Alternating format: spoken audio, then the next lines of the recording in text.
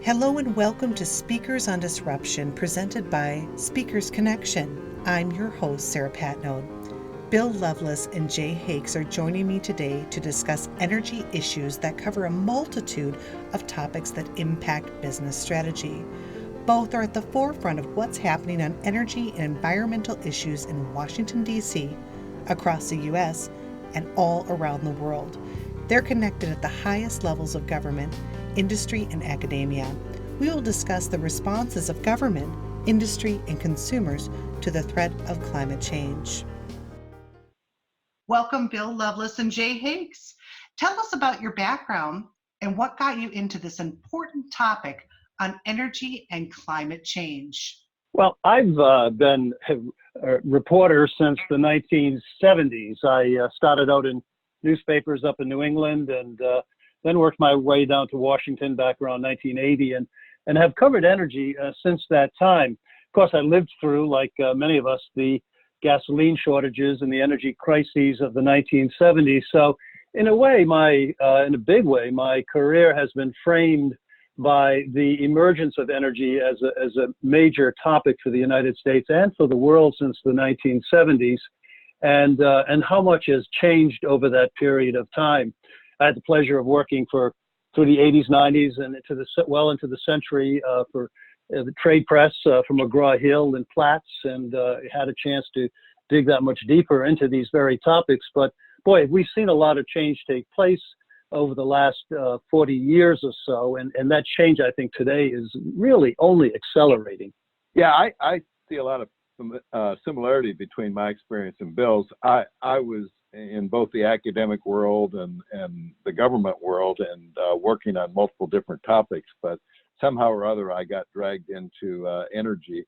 And I think that that Arab oil embargo was sort of a changing event for a lot of people. And it involved international issues, it involved our national economy. And so, in the 1980s, I became the Florida State Energy Director and working with other energy directors around the state. And most of it was geared to how can we use oil more efficiently and become less dependent on foreign sources. In the 1990s, I became the head of the Energy Information Administration, which is the data and analytic part of the U.S. Department of Energy. And there was a lot of interest in climate change evolving during that decade. We were in charge of measuring certain aspects of the climate, of the emissions problem. I was called on to testify before Congress about climate change issues. I found out they were quite controversial. And then since then, I've sort of split. My first two books have been focused on the oil issues mainly.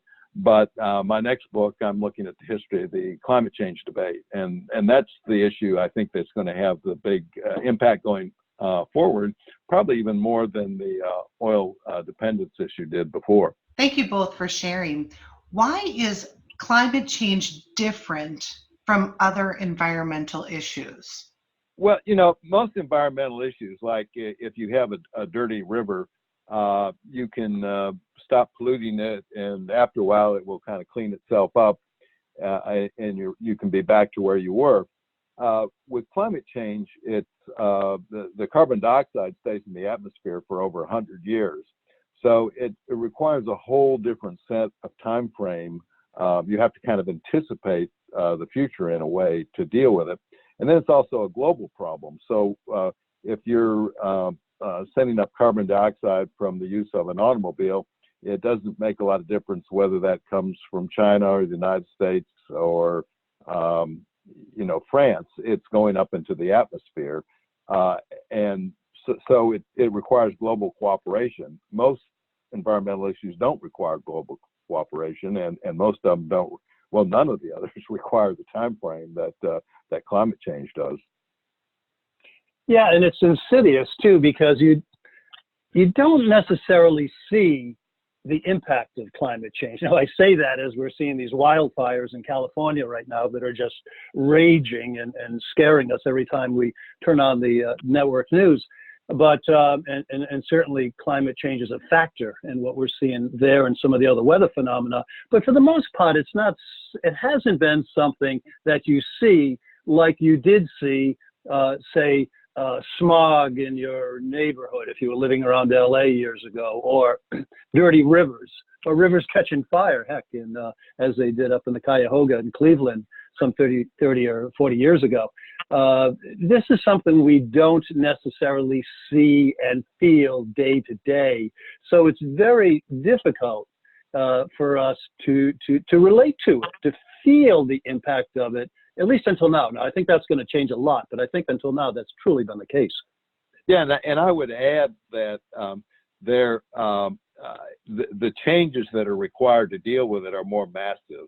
The technological changes, carbon dioxide is such a integral part of our life, both through photosynthesis, and the fossil fuels have powered the modern economies of the world.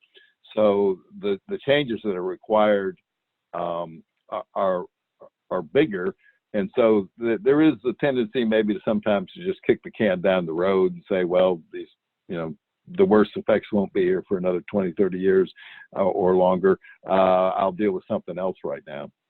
Yeah, and I certainly think we've seen that happen over the years, although, again, I think that's beginning to change now. So the big takeaway is that the climate change issue isn't going away. And so what new challenges as business leaders might lie ahead in planning for the future as it relates to the threat of climate change?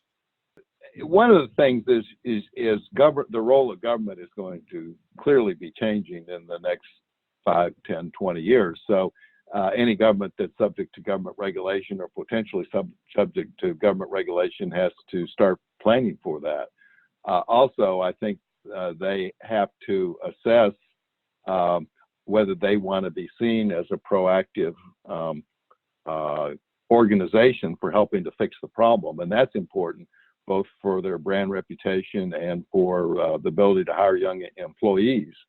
And then they may have to adapt. I mean, the most obvious thing is if you're a resort on an ocean beach and the sea level is going to be rising, you have to start thinking about that. So almost every industry, probably every industry, has different ways that they're going to have to think through this problem. But there's no question that the planet is going to warm considerably in the coming decades, and there's going to have to be ways of dealing with that. Yeah, and I think a lot of what will drive the concern as well is simply the way that companies, they look to their investors, they look to their insurers for their own financial viability as a business. For bigger companies who are floating bonds and all, they have to worry about the ratings they receive, and certainly the ratings agencies like Moody's and S&P are looking closer at this issue right now. It's a factor for them to consider in assigning ratings for companies, and insurance companies too are taking a much closer look at the risks of climate change. They don't want to be insuring a business or infrastructure that it may be subject to some impact, some weather-related impact that's out of the ordinary in coming years, such as flood surges or particularly violent storms that have been much more violent than they have been in the past. So aside from all of those factors that Jay mentioned, and I think they're important, I think reputation and all, and the appeal of companies is certainly important, but there's some very, very legitimate financial considerations for business. Yeah, I was one of the U.S. senators who, former senators from Florida, Bill Nelson, was always kind of ahead of the curve on the climate issue. And one of the reasons was that he had been the insurance commissioner of the state of Florida before he was a U.S. senator. And if you're dealing in the insurance industry right now, you've got to really take into account, are any of these problems in a high fire zone, and are these fires likely to become more damaging in the future, and then sea side properties, ocean side properties. How are you going to insure them? So these factors can be large for many companies, and probably are there at some level for every company.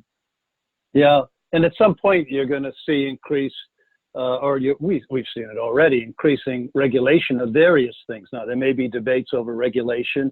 Much of it is political debate over the need for more or less regulation. But nevertheless, we're always going to have some regulation. And even things at a local level, like building codes. The local government officials who are responsible for building codes need to take into consideration the changes that are going on in their environment and whether or not they need to guard against certain issues such as higher tides, for example, where you build structures, whether or not you continue to build them close to the water. Or perhaps they even want to be considered, as they are doing in some states, building codes that encourage and promote more sustainable forms of energy. I think you will see in the years ahead that there will be much more stringent policy and regulation involving buildings and the envelope of buildings and how energy efficient they are and what kind of energy source they have to put the lights on and to keep the heat and the air conditioning on as well. And I think that we've tackled the question, if we fast forward the 5 to 10 to even 20 years from now, based on what you talked about with the government and the recruiting of younger employees and ratings and insurance, et cetera. Those are all great examples. I'm just going to throw in a question here that came up for me as it relates to the millennial generation and Generation Z. As we look at this particular question and position it 20 years from now, what do you think the conversation is going to be then with this type of like generational attributes, generational lens, and how that will impact the state of business? Well, I think there,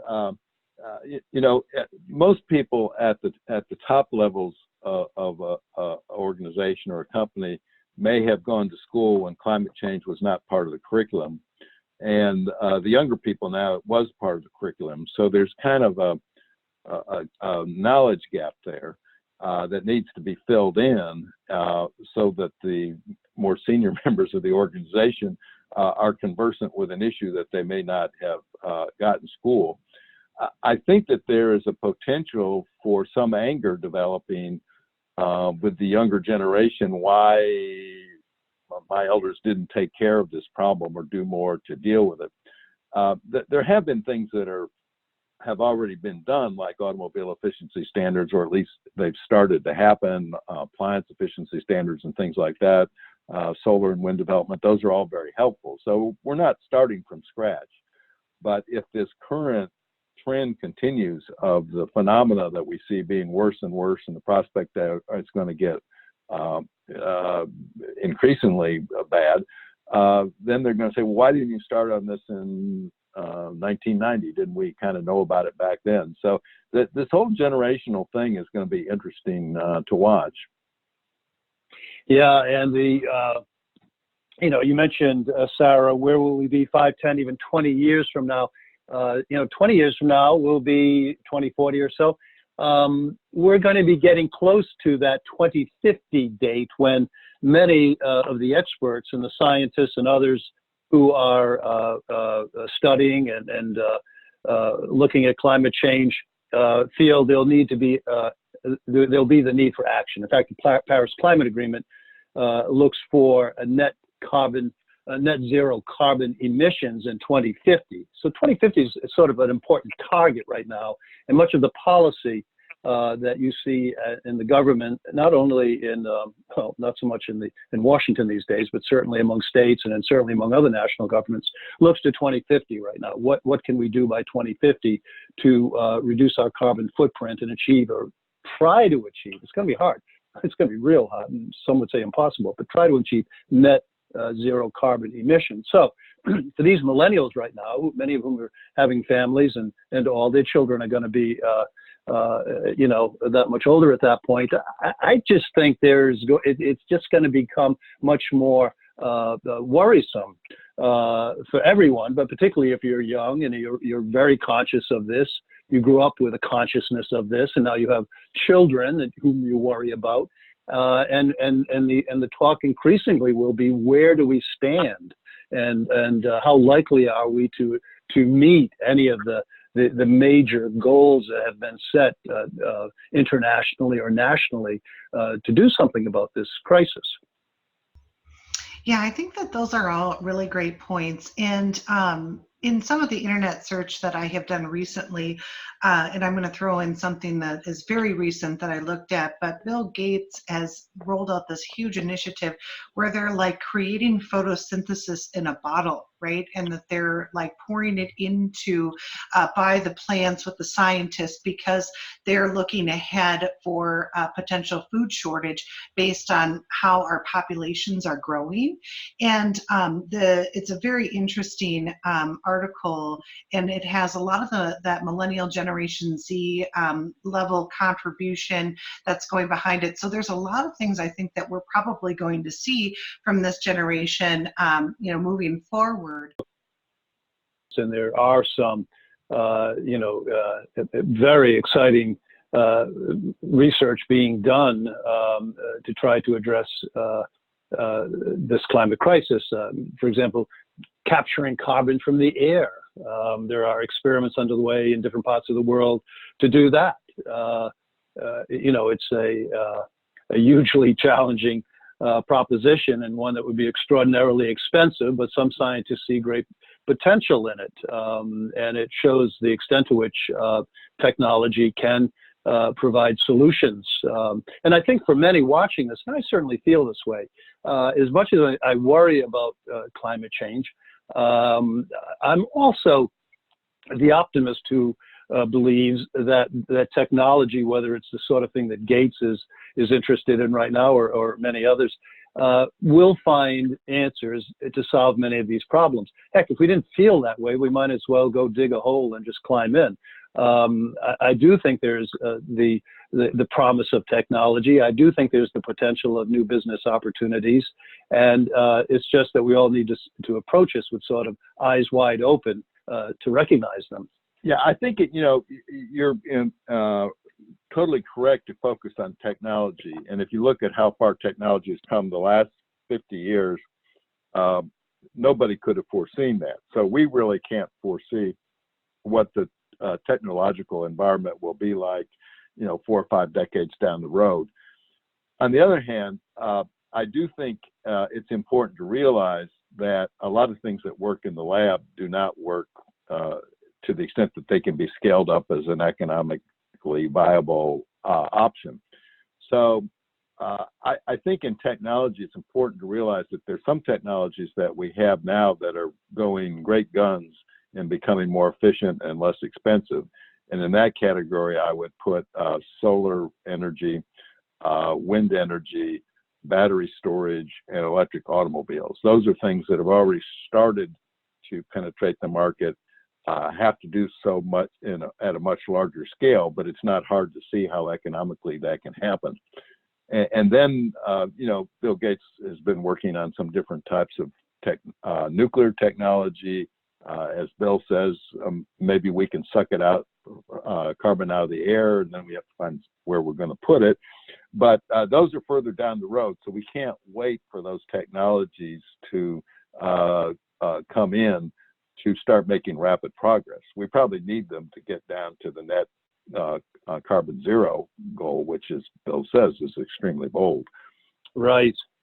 And, the holy grail of those that Jay just mentioned is probably is energy storage, right? The day when you build a battery or the storage that enables large commercial storage of electricity, so that the renewables, which may gather sunlight and energy throughout the day in the case of solar or wind, whenever, can store up a lot of that power and release it, at times when the sun isn't shining or the wind isn't blowing. I mean, that's really the as I say, what's been considered to be the holy grail. We're not there yet, but technology will bring us to a point where this sort of storage will be commercially viable, and you'll see it installed, increasingly. That's the point, perhaps, when even, say, you may look at alternatives to natural gas, which right now is still considered to be sort of the bridge fuel in conjunction with renewables to providing for a sustainable option for addressing climate change. From your expert point of view, what would you recommend business leaders do to keep up with the fast evolving business impacts of climate change? Well, there are a number of newsletters. I mean, one, they can listen to Bill's podcast. That would keep them up to speed. But there's a lot of periodicals that cover climate change. The Washington Post, Axios, and others have special publications on a daily basis that cover the energy and climate change front. And it's just good to be conversant, because if your employees want to talk about it, you need to be able to talk to them about it. So part of it's just a general education in the subject. I think it's good to pay attention to what's happening in Washington. It's good to pay attention to the technologies that affect your particular business, and probably invest in the future and realize that things can't sort of go along as business as usual without getting in a good bit of trouble. Yeah, and I think companies are seeing that, businesses see it, even within their own industries, within the trade associations and all. This topic is a prevalent one now, and there's a lot of discussion. There are a lot of meetings that go on that make clear the significance of the issue for a given business or a given company. So I think people, by and large, are becoming that much more knowledgeable of climate change. I think there's fewer people that you need to sort of grab by the lapels and shake and say, you need to understand this. I think most people see it out there and see it's happening, but the things are happening. It's a complicated topic, and things happen quickly, and it's difficult to follow everything that's going on across the various sectors of industry, government, public opinion, not to mention the technical stuff that's happening in academia and other places. So, I guess it's all sources matter, and people are finding them. But even those of us who follow it on a regular basis find that there is so much on the subject right now that it can be difficult to sort it out and try to figure out what it means. Thank you for your time and incredibly informed contribution to climate change and the impact it has and will continue to have in the foreseeable future. Are there any last words of wisdom that you can provide us and our listeners as business leaders finding ourselves in this new climate change reality? Well, one thing that we haven't talked about is that the impacts of climate change are uneven. Some places, global warming might be a good thing. And it's just not whether you're cold or hot. It depends on the hydrology of your region and a whole sort of things. So you might have one part of the country where agriculture has no adverse effects, and another part where it has immense agriculture, negative effects. And so this leads to things like in some of the poor countries, migration, either within the country or people trying to leave the country because where they live is not so habitable anymore. And we face problems a little bit like that in this country. I mean, is the federal government going to ensure everybody who lives along the shoreline of the country,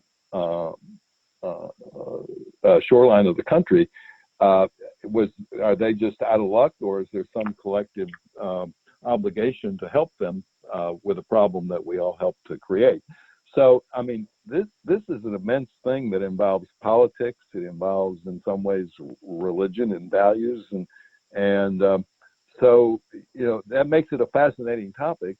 It's never boring, but we have to think ahead. Where are the trigger points around the world where violence might occur because of climate change? So, as Bill says, it's a tough question to get your head around, but you have to kind of do it because the impacts are so great. Yeah, and sometimes the impacts locally can be concerning as well, right? We see it here in the United States, where as the coal industry has declined, those communities have suffered as well as people lose jobs and the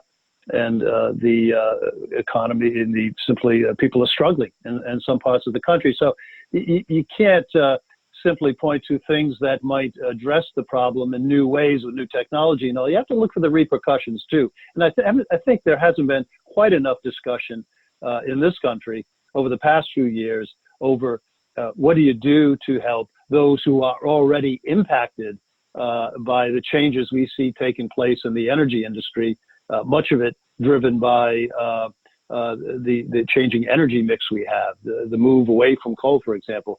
It has profound effects on people and on local regions, on local economies, and I think more attention needs to be paid to those issues as well. Yes, I agree. Coming in here representing the Midwest, we recently had leaders at Land O'Lakes in the news talking about their farmers and the impacts of what the climate has done to the setting back the harvest and different things like that. So there are many different ways that we're being impacted day in and day out. So thank you for sharing those examples. Also, too, it's an interesting perspective to think about how there might be positives as well. That's something that I had not thought about before, Jay, when you had talked about that there could be some positives, there's some negatives. It's really a perspective, and it is a very large discussion to get into. And so I very much appreciate your time today. Any last responses or comments that you'd like to make before we close the audio program? Well, one positive for me, I've always been interested in the automobile, and since I was a kid, and I'm looking forward to driving these new electric automobiles. I have a hybrid now, and I think people are going to love these electric cars, and if they're using electricity that comes from wind and solar, there's a very low carbon footprint. So looking at the positive, some of these changes are going to take place. I think are going to be kind of fun, and with a subject like climate change, sometimes you need to stress the positive. I'm looking forward to the driverless vehicles, Jay. I just want to be able to get into a car that can move safely down the road, where I don't have to think about putting on the brakes and then read my book on the way. I pretty much do that anyway now as I travel by subway every day downtown. But yeah, I mean, I just I truly feel that we have to look at this to some extent with a sense of hope that we can, and even optimism in some instances, that we can address successfully some of these issues. Heck, we really have no alternative. And we've proven in the past in this country that, by putting our shoulder to the wheel, we can develop the new technologies that drive our economy and change in a positive way our way of life. And I think there's plenty of that opportunity to go around if we can come to some sort of a consensus across the country.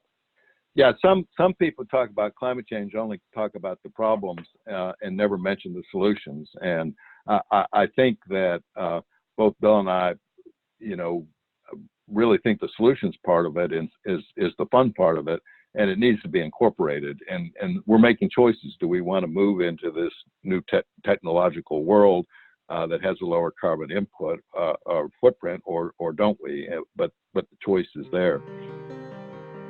Thank you again for your time today.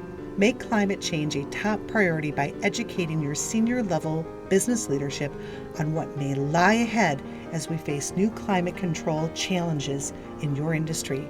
Reach out to Speakers Connection to discover how Bill Loveless and Jay Hakes can provide the background, the explanation, and most importantly, the stories that will make sense of these vital changing dynamics in energy. And given the growing concern over climate change, there's no better time for this discussion. Thank you for listening.